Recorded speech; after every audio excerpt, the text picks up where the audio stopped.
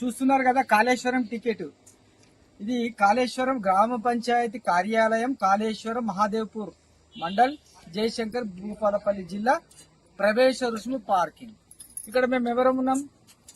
సన్నాసులం, ఇద్దరు కూడా సాధువులం. కానీ దర్శనానికి మేము లోపల కాళేశ్వరం నదికి దర్శనానికి వెళ్తూ ఉంటే అక్కడ 100 రూపాయలు ఇస్తే గానీ పంపే ప్రసక్తి లేదు.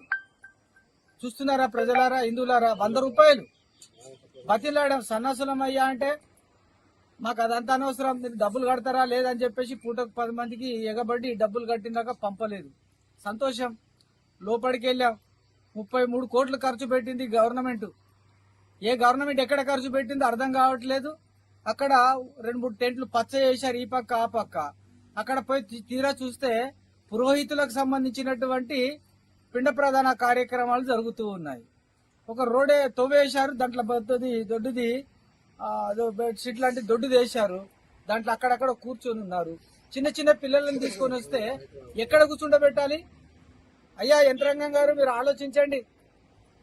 మనం అన్నం తింటున్నాం, ఎర్రటెండ 50 డిగ్రీలు 45 డిగ్రీల ఎండ కొడుతూ ఉంది. వచ్చిన ప్రజలు ఎక్కడ ఉండాలి? ఆలోచించండి జర్రా. విఐపి దర్శనం, మీ విఐపీల గురించి మాత్రం బంగారం లెక్క చేసుకున్నారు. మరి మా అటువంటి బీద వాళ్ళకు వస్తే పూరి గుడిసె కూడా లేదు మాకు. ఇది మన తెలంగాణ ప్రభుత్వం ఏర్పాటు చేస్తున్నటువంటి పుష్కరాల గొప్ప వ్యవస్థ. మరి దర్శనానికి వస్తే సన్నాసులమయ్యా, మాకు ఆడవాళ్ళు ఉంటారు, మేము సైడ్ల పట్ల పోతామంటే 100 రూపాయలు కట్టు పో. మీరు పైసలు తీసుకోవట్లేదు, మీరు సాధువులు ముఖ్యం వదులుతున్నారని ఆ విధంగా చీత్కరింపు మాటలు మాట్లాడి, రెచ్చగొట్టే మాటలు మాట్లాడడం ఇది సమంజసమా? ఓ దేవాదాయ ధర్మాదాయ శాఖ మంత్రి గారు ఎక్కడున్నారు? మీరు బిజినెస్ చేస్తున్నారా? ప్రజల దగ్గర 100 రూపాయలు ఉన్నవాడు ఉంటాడు, లేనివాడు ఉంటాడు. ఆలోచించండి. మీరు మానవత్వం లేదా? కనకరం లేదా? మీరు హిందువులు గారా? జాలి దయ లేదా? అందరు మీలాగా కరోడ్పతులు ఉంటారనుకుంటున్నారా? కోట్లకు పడిగెలెత్తినటువంటి వాళ్ళు ఉంటారా? కూలీ నాలి చేసుకున్నటువంటి వాడు, రెక్కాడితో డొక్కాడనటువంటి వాడు పుష్కరాలని చెప్పేసి మా అమ్మ, మా జగన్మాత సరస్వతి వాణి, ఆ తల్లి కాళేశ్వర దర్శనానికి రావాలని ఎన్నో బాధలు పడుతూ వస్తే మీరు 100 రూపాయల టికెట్ ఆ దర్శనానికి మీరు పెట్టుకోండి. 20 రూపాయలు పెట్టండి, బీదవాడికి పెట్టండి. మీలాగానే డబ్బున్నోళ్ళు ఉంటారు అనుకుంటున్నారా? బీదవాళ్ళు మందిని మంచి సంపాదించారు అనుకుంటున్నారా? ఏమనుకుంటున్నారు మీరు? ఇక్కడ చెట్ల కింద కూడా అక్కడ వ్యవస్థ, తినడానికి వ్యవస్థ లేదు.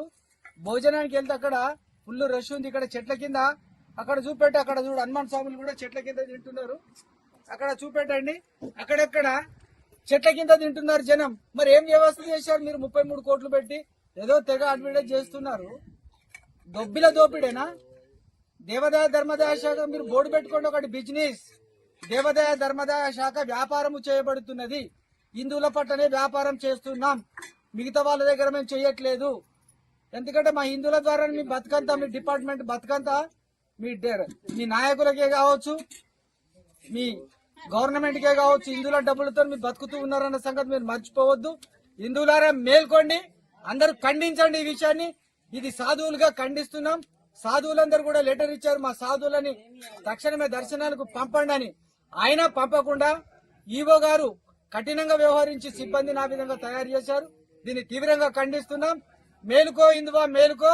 ఇటువంటి అధికారులకు తగిన మీరు బుద్ధి చెప్పండి. కాళేశ్వరంకి వచ్చినటువంటి వాళ్ళు కూడా ఎవరు ఊరుకోకండి. ఖచ్చితంగా మీరు బెదిరించి మీరు